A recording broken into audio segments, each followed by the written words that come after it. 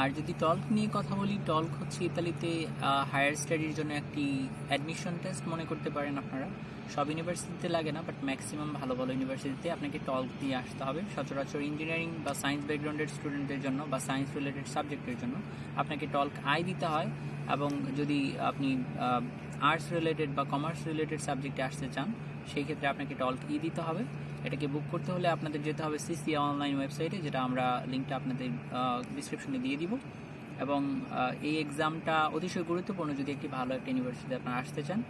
পাশাপাশি অনেক ইউনিভার্সিটি আপনারা পাবেন যেটাতে টল্ক ছাড়াও আসা দিতে পারে, বাট ওইটা ভালো রিজনে হবে না, হয়তো জব অ্যাভেলেবিলিটি বেশি পাবেন না।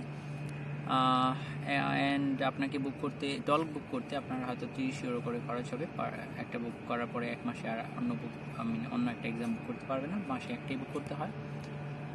আর ম্যাটেরিয়ালস যদি বলি, এটা খুবই অল্প ম্যাটেরিয়ালস আপনি অনলাইনে পাবেন, এবং পাশাপাশি আমরা কিছু লিঙ্ক দিয়ে দিব, কিছু পাস্ট এক্সামসের কোয়েশনস, ওগুলো ফলো করতে পারেন।